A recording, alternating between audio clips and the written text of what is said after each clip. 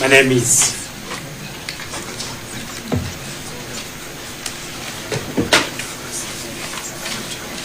My Lords, my name is Kibe Mungai. The team leader is Paul Muite, Senior Counsel, assigned this application, the one from Kerogoya, to me, Professor Ogada, and Mr. Ndegwa Jiro. As I had already indicated to the court, and with the benefit of the submissions from my learned colleagues, we shall try to do our business within an hour. So I'll start first, followed by Mr. Ogada, and then Mr. Ndegwa, for purposes of presenting that application. My Lord, let me start by thanking the court for the decisions that it rendered on last Friday on the questions of directions that it gave for the hearing of the petitions that are before the court.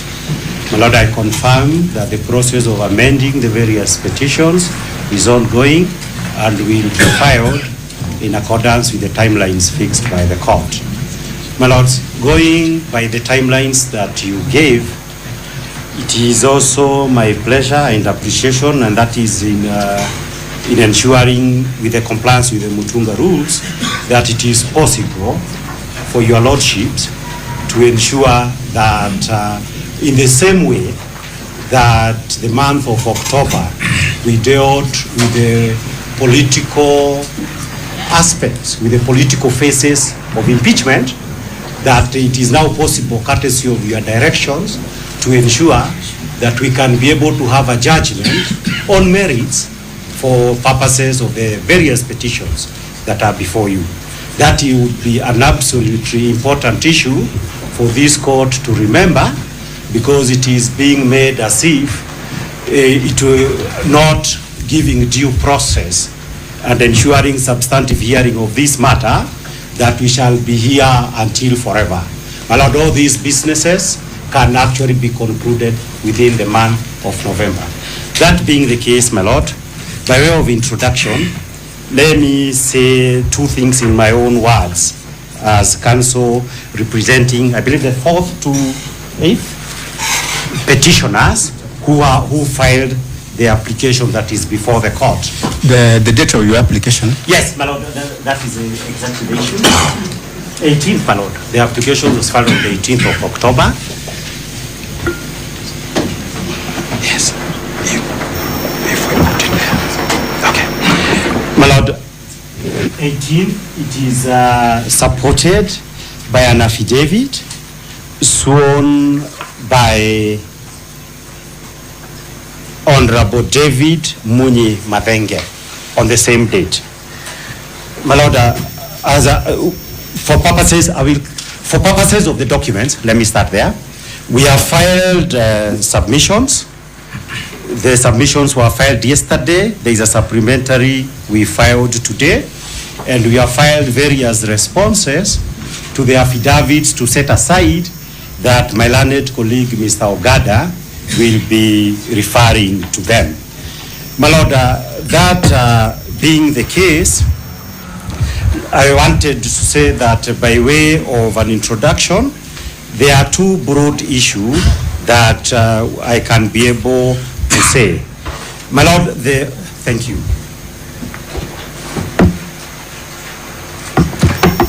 Yes. My Lord, the first issue is that the petitioners moved the court petitioners applicants moved the court in Kerogoya in view of the fact that under Article 3.2 of the Constitution, every citizen of Kenya has an obligation to defend and protect the constitutions of Kenya. That's a broad mandate. And of course, further to the other mandate, that under the Bill of Rights, from Articles 19 to 23, where the Bill of Rights is being violated, they are permitted to come to this honorable court to seek for the appropriate reliefs. And therefore, that is the basis upon which they came and have moved this honorable court. My Lord, the second broad issue that I wish to cover at this particular stage is to point out that what is basically the big thing about the matters that are before you. My Lord, the big issue for purposes of the matters that are before you is that these impeachment proceedings, after you hear us, two possible scenarios are clear. Number one, the Deputy President who has already argued his application, as his advocates has pointed out, is an elected Deputy President, an election that was conducted on the 9th of August, 2022. My Lord, on account of the vote of impeachment passed by the Senate on the 17th of August, 2024, if the process concludes in accordance to the manner in which it has so far been implemented under Article 149(1) of the Constitution, it would result into Kenya having an appointed president 2 years after one who is elected was put into office. My Lord, that's a big thing, whichever way you look at it, for the simple reason that one of the important devices of the 2010 Constitution was to ensure that the holders of the offices of President and Deputy President have the direct mandate of the people. So, in a matter where that important issue of our constitutions could change, it is our submissions that every absolute care must be taken to ensure that the process and the law leading to this very critical political and legal transformation on our constitution has been addressed. How would this be addressed? My Lord, we shall be arguing together with my learned colleagues that the only way in which this can be done is through the hearing on merits of the petition that are before this court. My Lord, having given those introductory remarks, let me come to the application of the 18th of that day, and by highlighting the issue that we both clearly knows. My Lord, impeachment, and many cases, I will not go through them. The many cases that have been cited of impeachment shows that impeachment in Kenya has four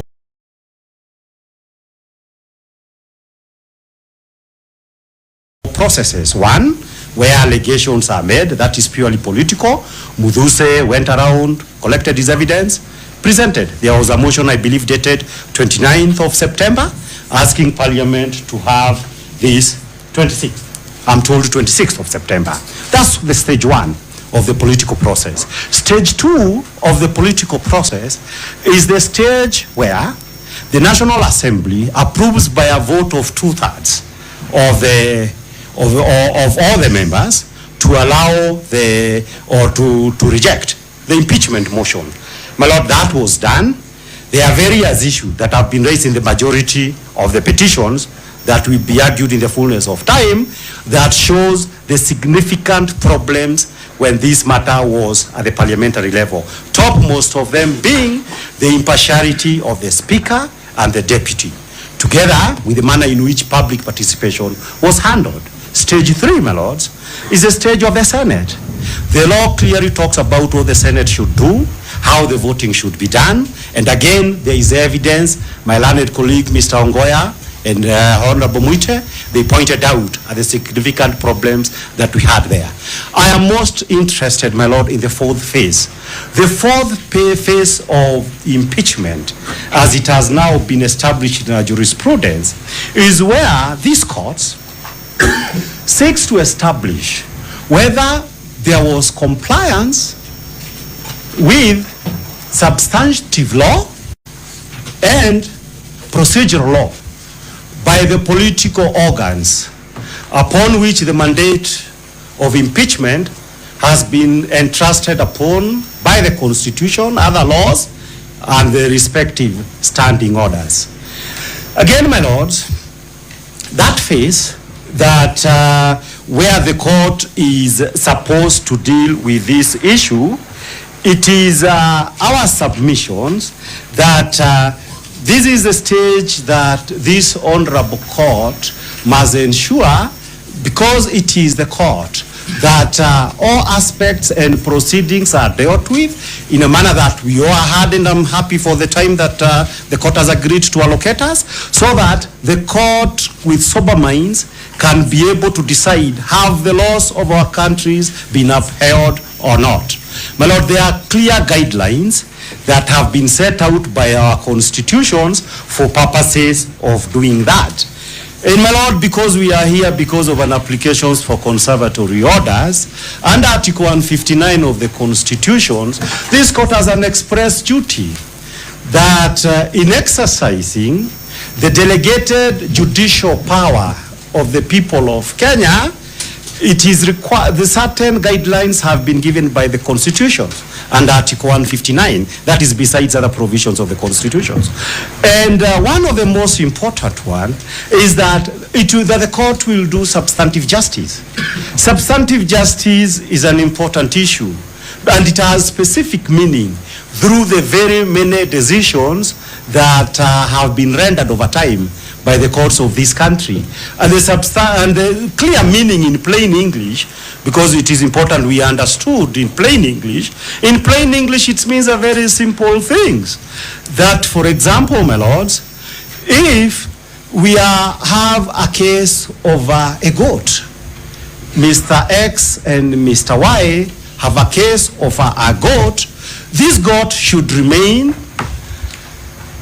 alive, and so that at the end of the decision, the court can decide whether it belongs to Mr. X or Mr. Y. That is the very simple meaning of substantive justice. So that, my Lord, substantive justice, therefore, conservatory orders, is a mechanism that our laws preserves the goat. Our laws preserves the subject matter of the case.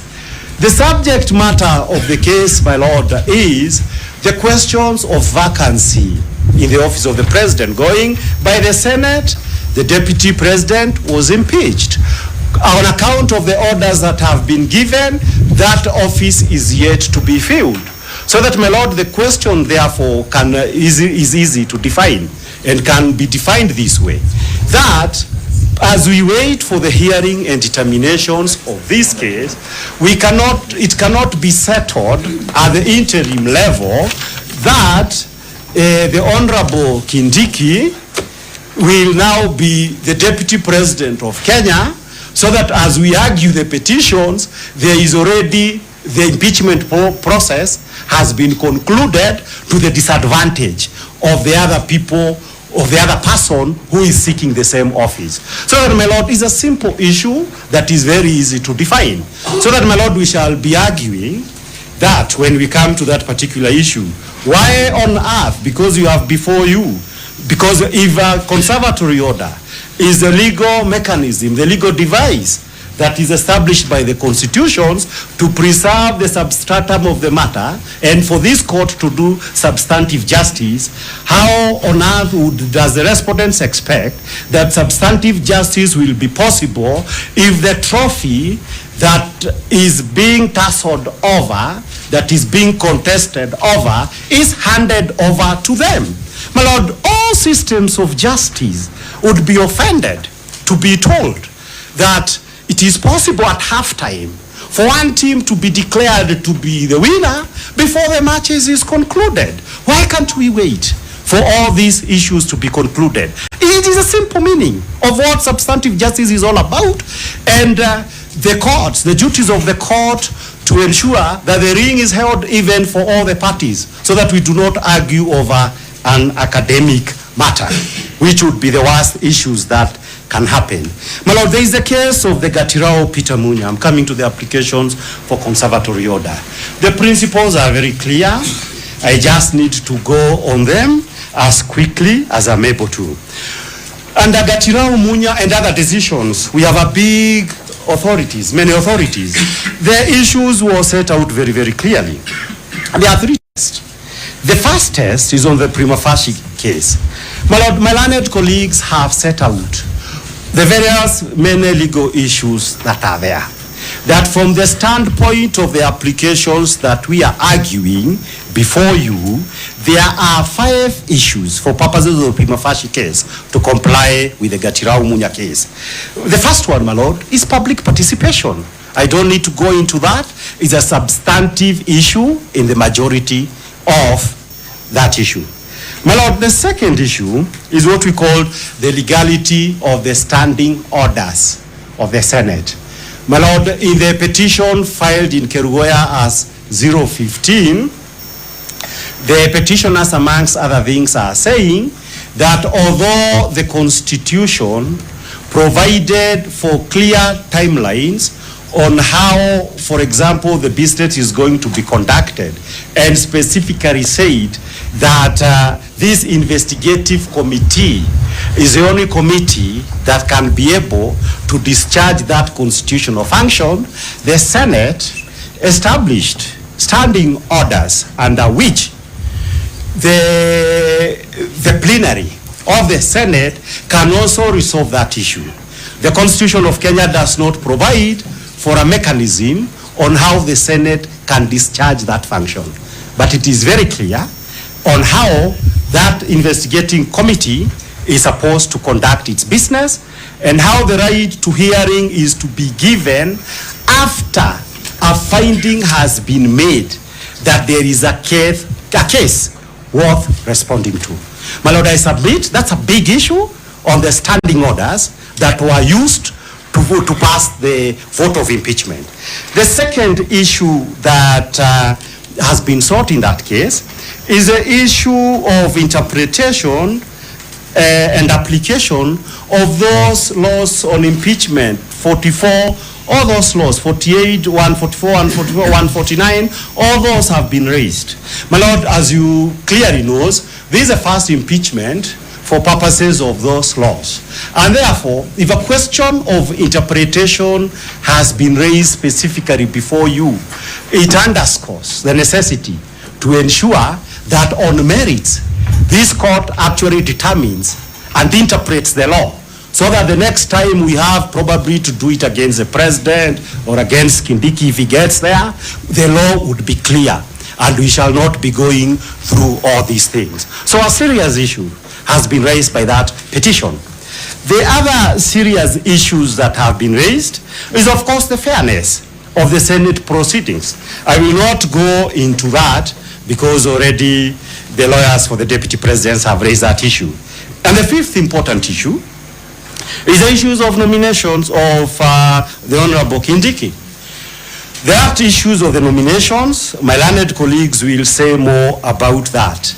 But as we wait for their turn to come, the only 2 issues that I need to say at this early stage is to point out the fact that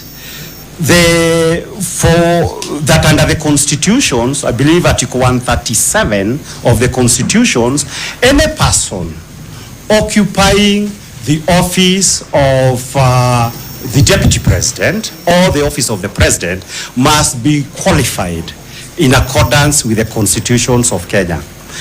Under the impeachment articles of the constitutions, these issues of the constitutions on the qualifications are not set out. So that because they are not set out, it is an assumption that when reading the constitution holistically, this court will go to those other specific provisions of the constitutions where the issues of qualifications are set out. My lords, those issues of qualifications are many. One, and the body under the constitution, my learned colleague Mr. Ndego will say more about it, is that the IEBC confirms whether any person has those qualifications or not. I don't think that is a contested issue. I believe it is also not a contested issue that at the time that the President of Kenya appears to have received some letter from IEBC confirming that the Honorable Kindiki is duly qualified to hold the positions of deputy president, courtesy of Article 149 of the Constitution, we did not have IEBC. Of course, various arguments can be taken by the parties that are before you. Those arguments cannot be concluded. Those arguments can only be arguments to justify whether or not the conservative orders will remain in place or not. But they'll have to be settled when the petition has been heard. The second important issue on the aspect of the nomination of Kindiki that I need to point out is this, that even assuming the president did the right thing and everything else that he was doing, this court should be concerned by the fact that whilst the case was still going on before the Senate, the National Assembly scheduled a meeting by the National Assembly, which under Article 149 has 60 days, a meeting to occur the following day, within about 7 hours after the vote of the Senate. Why should this concern the court? It should concern the court for the simple reason that under Articles 10 and 118 of the Constitution, Parliament cannot pass a law or make important decision like approval of the Honorable Kindiki without engaging in public participation. The cases are so many for me to cite them. The jurisprudence is so clear for it to be disputed. So that, my Lord, the argument that we shall be putting on the issue of the nominations, on the face of it, unless this Honorable Court is able to say that at this stage, that public participation does not apply to the nomination and approval by Parliament, then, my Lord, it is clear that this is the kind of case in which you are duty-bound to confirm the conservatory orders until this petition is heard and determined. Because the precondition would have to say, we have excluded this process from public participation. You would have to resolve the main issue, one of the main issues, at this stage before the petition has been heard. That would obviously be irregular. Now, none of us expect it to happen. I still wonder how the respondents would expect for them to get such kind of an order. I go to the second test, and this is the test of whether those orders will be rendered negatory. My Lord, again, I will not use the word no-brainer, but my Lord, this is not a difficult argument to be able to resolve, and I believe I had a little bit say something about it. But my Lord, the whole argument would be this, that if the whole argument, and that has been our case since we first came here last Tuesday, that we cannot, my Lord, be able to have a situation in which the petitioners are saying the constitutions of Kenya has been systematically violated, and that all these obsessions with the application to set aside the conservatory orders that are in place are meant to complete the violations of the constitutions. My Lord, under the constitutions, your first duty is to defend the constitution. That duty is particularly greater for the simple reason, it's called Meduse. The MP, Metuse, that one. When the mover of the motion had that duty under the constitutions, President of Kenya had that duty when conducting, making appointment under 149. National Assembly had that duty, and the Senate. But my Lord, you are saying in those 5 instances, the constitution has been violated. And because, my Lord, the constitution has been violated by individual state officers who are under a duty to uphold the constitution, then the duty of this court to ensure that we do not turn this constitution into a mere platitudes, into a hollow documents, a false prospectus, is all the more greater. And it is for those reasons, my Lord, that I would be saying that everything would become negatory when they can be able to say mission accomplished. They can go one day after the ruling. They can go to Uhuru Park or whichever other place for them to say we are swearing Kindiki. That would be a mockery of justice. But there is a greater mockery of justice. that I would want to point out. Because this thing, and to break it down for the people, every order in the normal litigations we do with every day, and you say somebody's rights are going to be violated. If somebody is saying I should not be hanged, I was not convicted properly by the High Court, if, my lord, that person is hanged before he has been heard by the Court of Appeal, clearly it would mean that the process of justice had not been completed, yet we have hanged the guy. My lord, in America, they keep on hanging people. Many of them terrible criminals, mass killers. But my lord, you will observe that at the time when we see these televised killings in America, it is always after they have exhausted judicial process, so that they are sure that process that are irreversible take place after every legal benefit and protection has been accorded. One of those that is important, my lord, is captured under Article 27 of the Constitution, the right to protection of law. So that the issue, as long as I'm in court, the matter is not yet over. It might well be possible that we might lose this application, the interim application that is before the court. But we might also win it, and we are likely to win it. So that because, my lord, of that issue, that a person may actually succeed at the other stage is the reason why you prevent taking irreversible decisions. And, my lord, what is the scenario that we are talking here? My lord, with the scenario here we are talking about here is simple. Immediately after assuming the orders were lifted, that's the scenario I want to describe. What is it that is going to happen? My lord, we would have a scenario where the Chief Justice, whilst these proceedings are pending before the court, would have to preside over the swearing in of Honorable Kindiki. My lord, is it in order for my friend to keep speculating about the swearing in of Professor Kindiki? The issue of swearing in is also, and he's referred to it 3 times now. This is the 4th time. My lord, I believe that's the law. They have been saying they want to. And my lord, whereas you are allowed. Then I was to ask my lord, what is the dispute before you? Is it the impeachment and whether it was lawful, or is it the nomination of the second interested party? Because first of all, it's both, and I would want some protection for me to conclude, so that we are all fair. They will have their time to respond, and I will not interfere with it.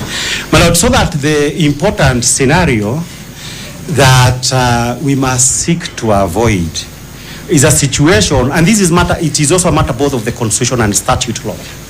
My lord, the issue is that if we get ourselves into a situation in which the Honorable, the Chief Justice, might have to preside over the swearing in of Honorable Kindiki while this petition is pending, my lord, that, to borrow the words of Honorable, my friend Muigai, Senior Counsel, would be the greatest absurdity that we can encounter.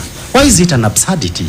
It's an absurdity, my lord, for the simple reason that one of the authorities that we have cited is the Assumption of Office Act, where, because of the experiences that this republic went through in the years 2007, 2008, specific laws had to be made to ensure that not only will this event be a public event. That's number one.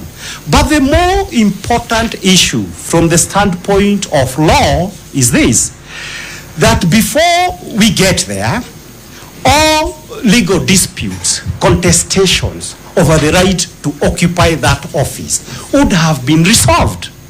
And my lord, that is the reason precisely why they say, after the Supreme Court has confirmed the validity of those 2 positions, then you do the swearing.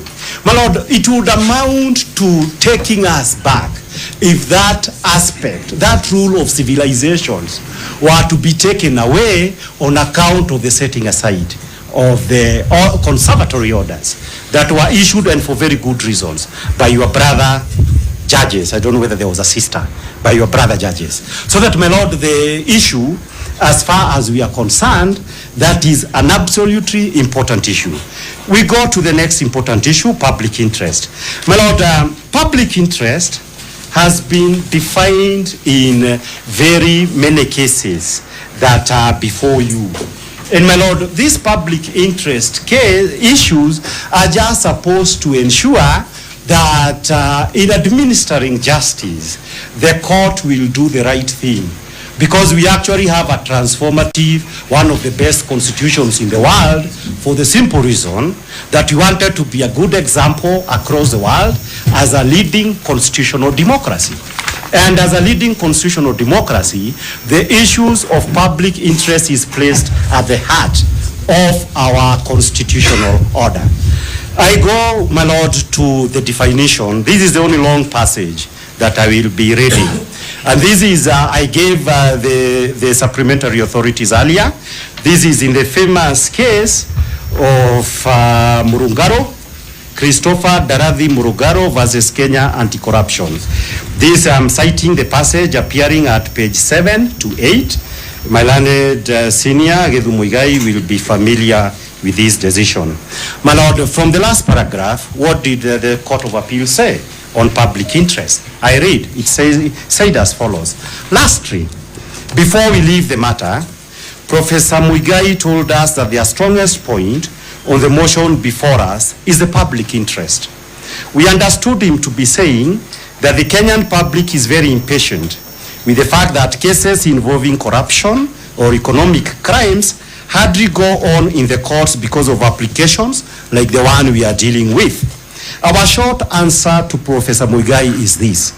We recognize and are all aware of the fact that the public has a legitimate interest in seeing that a crime of whatever nature is detected, prosecuted, and adequately punished. But in our view, the Constitution of the Republic is a reflection of the supreme public interest, and its provision must be upheld by the courts, sometimes even to the annoyance of the public. The only institution charged with the duty to interpret the Constitution of the Republic and to enforce those provisions is the High Court, and where it is permissible, with an appeal to the Court of Appeal. We have said before and we repeat it. The Kenyan nation has chosen the path of democracy. Our constitution itself talks of what is justifiable in a democratic society. Democracy is often an inefficient and at times a messy system. A dictatorship, on the other hand, might be quite efficient and less messy. In a dictatorship, we could simply round up all those persons we suspect to be involved in corruptions and economic crimes and simply lock them up without much ado. That is not the path Kenya has taken. It has opted for the rule of law, and the rule of law implies due process. The courts must stick to that path, even if the public may in any particular case want a contrary thing, and even if those who are mighty and powerful might ignore the court's decisions. Occasionally, those who have been mighty and powerful are the ones who have run to seek the protections of the courts when the circumstances have changed. The courts must continue to give justice to all and sundry, irrespective of their status or former status. What orders should we make in the motion before us? So then, my Lord, I make 3 points with regard to what is public interest as understood by the Court of Appeal. Number 1 is that public interest means enforcement of the constitutions of Kenya. Secondly, my Lord, to make the point from what we have cited, that the first duty of ensuring that you both protect the Constitution of Kenya and you protect public interest is vested in the High Court. Every other court above the High Court, the Court of Appeal, the Supreme Court, they can only do that on the basis that they are sitting in an appeal on a decision already made by the High Court. So that, my Lord, it will be the submission that this reinforces the huge burden that this court must undertake. And, my Lord, the final issue that was being understood here is to say a constitutional democracy would not mean anything unless due process is upheld.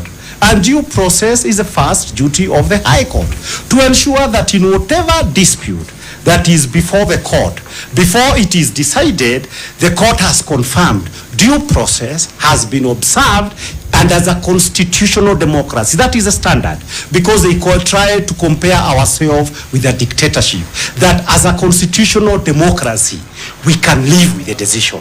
As my learned colleague, Mr. Ngoya, was saying, we cannot possibly live with a decision in which we would be seeing the Chief Justice, well, if that were to be the case, you would be seeing the Chief Justice swearing on Honorable Kindiki while we are arguing this matter before the court. So that the rules are clear, the rules do not require much elaboration on what they mean.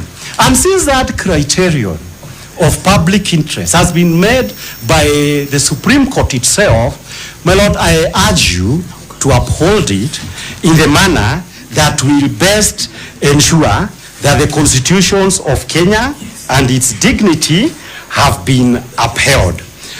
My Lord, there is the question, so that I believe that we are very clear on public interest, except to emphasize that for the specifics of this case, what does the call of public interest require this court to do? It's a simple call, 5 quick things. Number 1, to confirm that the law on impeachment has been properly interpreted and applied. That's the first issue. To confirm that the laws on impeachment has been properly interpreted and applied. Number 2 is to achieve substantive justice for the parties, so that when a judgment will be issued by this court, at least everybody can win something, that nobody goes home with a hollow victory. That is the whole idea of substantive justice. The third issue is to determine that the issues of the violations of the constitutions is done while the matter is still alive before the court. My Lord, very serious issues on Articles 27, 38, and 50 of the constitutions have been raised. They are all under the Bill of Rights. We urge that while public interest needs to be upheld by ensuring that when this court pronounces itself in a judgment, those issues would not have been turned into academic. Number 4, my Lord, is to ensure that the integrity of the presidential or political succession that is written in express law under our constitution is not rendered ridiculous or ineffective. And in those, I point out what we had said earlier. The desire of the makers of the constitution was any person who will hold the office of deputy president and therefore can potentially become president without an election ought himself to be an elected official. So that it's a big thing if this office, and without good reason, except political malice, is held by an appointed person. It is in public interest that an elected deputy president, except for the clearest of evidence, except for the greatest of sins that are clear to all men of justice, is not removed from office. Lord, the 5th issue is to do this, that this court protects the constitutions. I've already talked something about it, so I don't have to go much into it. My Lord, there are only 2 decisions before I sit down that I would like to point myself to. There is the issues of Githunguri versus Attorney General. It is one of the cases that are before you. The facts in Githunguri are notorious, and they are also notorious for the simple reason that decision, those old advocates who are there, Kina Paul Muite and Dr. Gibson Kamau Kuria, tells us that it was largely, though it was a 3-judge bench, it was written in the style of Chief Justice Madan. My Lord, that issue said something that is important to me, the younger advocates in Kenya. And what it said is this: it emphasized the question of justice. And it emphasized the question of justice. There is the simplest meaning in plain English. You need to ensure everybody has a fair and square deal. This is to say that at the end of the day, everybody will leave the court and says, probably my advocate was not as good as I thought, but the judge did their best. But at the end of the day, let it be very clear that the court did everything that is possible to ensure that justice in its substantive form is achieved. This decision was rendered in 1984, long before the article on 159 was written, and that is why it is celebrated. And my lord, it is also celebrated, and I am mentioning here for that reason, whenever honorable men, candidates before the Judicial Service Commissions are called upon to name whose jurisprudence has affected them, it is Justice Madan that is mentioned very many times. I will strive to be like Justice Madan. And my lord, it is for good reason. All of us celebrate Justice Madan because he strived to do justice. But my lord, in the same case, the older lawyers also told us about Alan Hancock's, about Dugdale, and even about Chunga. They tell us all these stories. But my lord, in those interviews, I do not hear anybody saying I want to be like Alan Hancock's. So that my lord, I cite Madan in order to support the proposition that Judge Madan would never remove the conservatory orders that are before you, under the principles of doing justice and offering everybody a fair and square deal. The last case that I would want to cite, before I hand over to my learned colleague, Professor Ogada, has he gone? Oh, I thought whether he has disappeared. My lord, before I hand over to my learned colleague, is to point out to one little issue.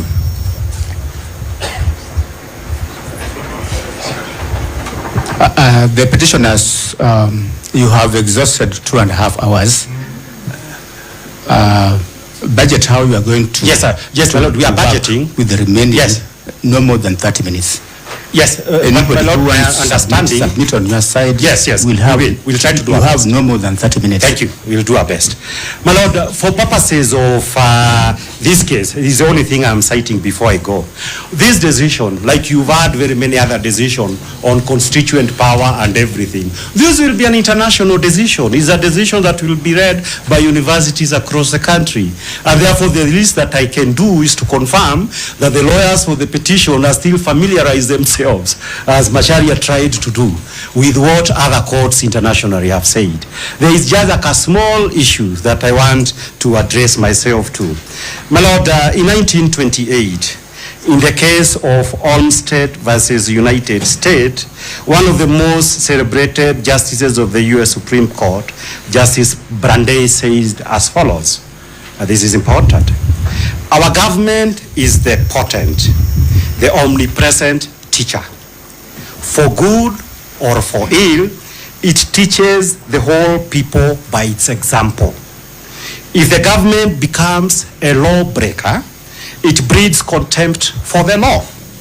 It invites every man to become a law unto himself. It invites anarchy. End of quote. I quote the words of Justice Brandeis in order to make the point that in the matters, the proceedings before this court, we have been treated to a scenario under which an impeachment process that, if you read the constitutions clearly, is a process that ought to be a legislative one, a process conducted by the legislative organs of the Kenyan state, has been converted into an all organs of government project.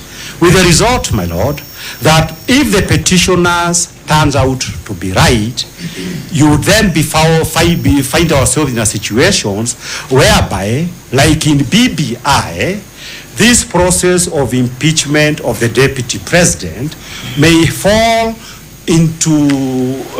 end up being indicted as being a process that ended up being a government project, contrary to what was clearly spelled out by our laws. And my lord, if it turns out that all laws were broken and virtually out of the constitutions, I was counting them yesterday, it looks that 30 provisions of our constitutions have been seriously violated in the manner that this process has been undertaken. Then we have a situations that Justice Brandeis had in mind when he talked about the government, which should be the lead in upholding the law, ends up being the principal breaker of the law, the principal violator of the constitutions. It is within your hands, your lordships and your ladyship, to ensure that does not become our scenario. My Lord, Macharia, my colleague, emphasized something, but I want to finish by adding something. My Lord, in June 1982, when Kenya was legislated into saying that Kenya is a single-party state and KANU is the only legitimate organ, this was through a long process. Honorable Rengo, Honorable Mwite, Gibson Kamau Kuria have told me the intricacies of the day, what actually happened. My Lord, the month of October 2024, we have experienced events that the senior citizens of Kenya likened to the events of June 1982, when everything in Kenya suddenly changed. Kenya ended up to being it was a restricted democracy, but all the guardrails were removed after June 1982. Your Lordships, I urge you that if these petitions, if these proceedings end up in a manner that does not uphold our constitutions, then this constitution may face the same plight that the former constitution faced after the events of June 1982. We must hold and ensure the events of October 2024 remains regrettable and an aberration on Kenya's constitutional order, not the norm. My Lord, I am thankful for the time. My learned colleague, Mr. Ogada. Thank you.